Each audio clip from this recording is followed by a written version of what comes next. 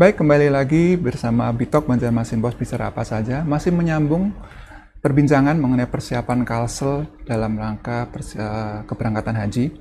Tadi sempat disinggung mengenai ramah lansia, bagaimana Kemenak melakukan satu kebijakan khusus untuk menangani atau melayani para lansia. Nah, ini menarik Pak, dari 161 tadi kan sudah ada program khusus nih. Ya.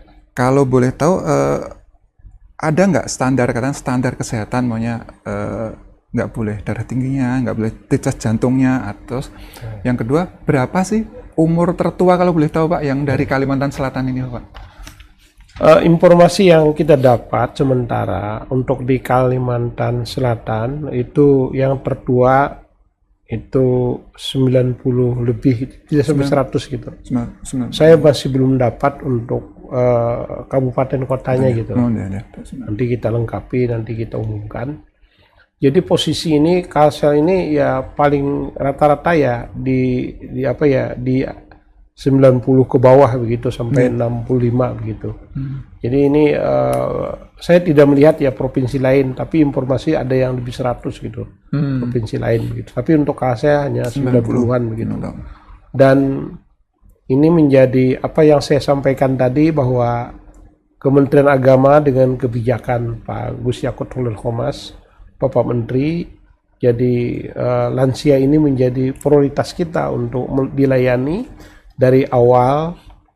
Apa yang saya sampaikan baik pada saat beliau mengikuti manasik haji di kantor KUA sebanyak 8 kali pertemuan, kemudian juga 2 kali di kabupaten kota, 2 kali pertemuan, dan nantinya dalam hal ini saya ingin sampaikan juga bahwa lansia ini termasuk dalam kategori resti Pak. Risiko tinggi. Ya, jadi risiko tinggi itu satu adalah yang berusia lanjut. Nah, ini kan standar kesehatan gitu. Yang kedua, resti ini juga adalah mereka yang punya penyakit jantung. Kemudian resti ini juga mereka yang punya hipertensi, dan resti ini juga masuk yang diabetes gitu. Nah, kenapa jadi resti? Ini memang sudah lama list di Kementerian Kesehatan maupun Kementerian Agama, sehingga ini menjadi prioritas kita, baik itu prioritas untuk dikawal kesehatannya maupun pelayanannya, sehingga nantinya apakah dia kategori resti itu khusus. Apalagi kemarin kan kita tahu bahwa untuk resti itu ada gelang khusus Pak. Gitu. Jadi ya ada menandakan dia menjadi perhatian khusus. Mungkin karena lansia, mungkin karena dia punya penyakit bawaan. Apa yang saya sampaikan tadi itu sudah lama, karena ya saya kan termasuk yang melayani begitu, yang di kabupaten maupun petugas yang ada di embarkasi begitu. Jadi ini menjadi standar dari pelayanan kita. Kemudian juga dari kesehatan, saya mohon izin juga saya sampaikan, apakah resti, apakah jamaah normal atau jamaah sehat, tetap nanti di embarkasi Banjarmasin itu ada tim dokter yang menyatakan kelayakan jamaah ini berangkat. Nah, jadi semua tetap nanti pakai prosedur dari tim kantor pelabuhan kesehatan. Nah, jadi mereka yang domainnya melaksanakan evaluasi maupun pemeriksaan terhadap jamaah yang layak terbang atau berangkat. Kan di sana ada tim imigrasi, ada bea dan cukai, kemudian ada dari Angkasa Pura, ada Gapura, semua connection dalam melayani haji.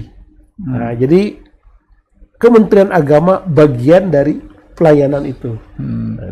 Jadi prinsipnya begitu sampai di sana, tetap semua prosedur terkait kesehatan yang dikawal oleh Kemenak tadi tetap harus dipenuhi juga oleh calon jemaah tadi. Dan nanti juga mohon izin juga saya ingin sampaikan untuk pelayanan lansia. Jadi mereka yang nanti dikategorikan nanti memerlukan kursi roda, nah, itu juga nanti di kabupaten sudah punya list kita. Nah, jadi mereka harus disiapkan gitu untuk dilayani, ya, karena memang ini memang tagline kita ya, melayani sehingga beliau-beliau itu merasa saya ini dihormati, kemudian yang disayangi begitu, kemudian juga dilayani, sehingga ini apa yang disebut dengan pelayanan maksimal untuk lansia ini memang benar-benar kita laksanakan begitu.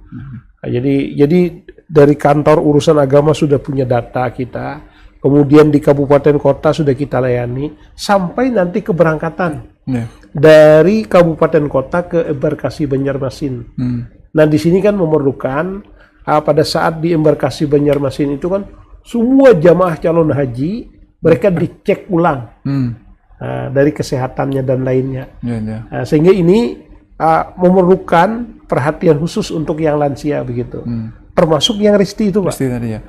Nah, sedikit Pak tentang tadi saya syarat-syarat kesehatan. Untuk vaksinasi masih disyaratkan nggak Pak ya? Booster atau Sanu gitu masih disyaratkan? Oh itu ada standarnya. Jadi itu memang standar internasional untuk berangkat naik pesawat, Pak. Jadi itu sudah. Jadi itu sudah mereka yang sudah ini yakinkan bahwa mereka yang berangkat jamaah calon haji ini sudah memenuhi vaksin 1, 2, dan 3 itu. Nah, jadi itu udah yakin lah itu. Jadi seandainya itu nanti kan akan terlihat nanti di aplikasi gitu. Sudah atau belumnya Pak ya? Sudah. Di kecamatan udah kita kawal gitu supaya dilengkapin gitu. Tapi rata-rata Pak udah siap semua ya Pak. Jadi mereka yang ingin berangkat haji begitu. Karena ini juga termasuk istita'ah. Ya, tadi lagi cerita ya bagaimana kesanggupan, kesiapan kesanggupan ya. Baik. Terkait tadi udah terkait lansia. Nah, saya tertarik juga berkaitan dengan ini Pak.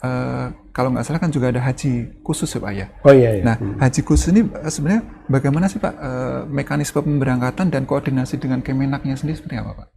Jadi memang untuk haji khusus ya haji reguler. Itu Kementerian Agama tetap secara administrasi manajemen kan sudah jelas yang reguler ini menjadi pelayanan bagi kita begitu. Dan untuk haji khusus ini memang Kementerian Agama yang dilaksanakan oleh penyelenggara haji khusus oleh Biro Travel begitu. Nah, jadi ini berbeda ya kalau untuk reguler dari keberangkatannya kita yang awal sampai melaksanakan manasiknya. Haji sampai keberangkatan dari kantor KUA, kemudian kabupaten kota, dari kabupaten kota ke embarkasi Banjarmasin, terus sampai naik pesawat itu semua kita yang reguler. Tapi kalau penyelenggara haji khusus yang disebut dengan biro atau travel haji itu mereka langsung melaksanakannya. Dan itu kaitannya mereka yang mengambil kebijakan, tetapi ada standar. Jadi standar haji untuk khusus itu yaitu sehingga mencapai $8.000 ya. Itu penyelenggara ibadah haji itu. Ya, jadi mereka tuh ada standarnya Pak. Jadi $8.000 itu standar. Kalau kurang daripada itu kita harus waspada Pak. Kalau katakan ada yang menawarkan, ayo bisa berangkat haji khusus, cepat, murah, itu malah justru jadi. Nah justru itu saya ingin sampaikan, terima kasih ini kepada Banjarmasin Pos mengundang kami, PHK, penyelenggara ibadah haji khusus, itu pun untuk waiting list, masa tunggu di Provinsi Kalimantan Selatan, itu ada berkisar 7 sampai 8 tahun Pak. 7 sampai 8 tahun. Jadi tidak langsung berangkat. Jadi meskipun dia juga kan standar harganya itu $8.000 tadi ya. Katakan sudah punya duit $8.000 nih, tapi bukan berarti otomatis begitu langsung bisa. Dan itu pun nanti kan ada kesepakatan dengan penyelenggara ibadah khusus itu. Pesawatnya pakai apa dia, hotelnya di mana, kemudian pelayanan Arafah, Mina, Muzdalifah, Arabusna juga itu ada standar-standarnya mereka Pak. Ada kelas-kelasnya begitu. Nah tetapi kalau reguler ini kita langsung Kementerian Agama, Kementerian Kesehatan, Kementerian Perhubungan, kemudian instansi vertikal lah yang ada kaitannya dengan kita. Jadi kita benar-benar ini. Tapi kalau penyelenggara khusus dia punya dokter sendiri, Pak.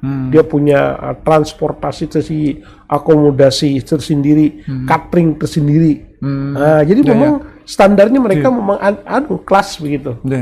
Oh, jadi memang ada standar khusus dari Iya. ditangani mereka sendiri, tapi dengan standar mereka sendiri juga.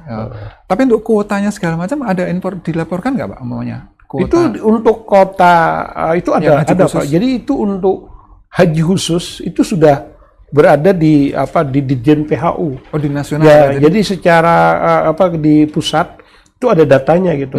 Jadi nanti alokasi haji khusus itu dialokasikan oleh Dirjen PHU.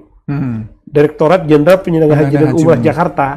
Dan memang kan rata-rata mereka berurusan ke sana langsung gitu. ke pusat ya, Pak. Di sini hanya melaporkan gitu, melaporkan. Itu aja, Pak. Jadi mudah-mudahan ya kita tahun ini ngomong haji penyelenggara haji khusus ada juga begitu. Tapi mereka ada yang langsung ke Jakarta, ada yang lewat Surabaya begitu. Padahal di Kalimantan Selatan juga haji khusus ada juga ya, Pak, ya. Tapi mereka kan berangkatnya langsung ke Jakarta gitu. Nah, ada yang lewat embarkasi Banjarmasin gitu. Yang untuk haji khusus gitu. Untuk haji khusus ya, Pak, ya. Itu yang perlu kita sampaikan kepada masyarakat.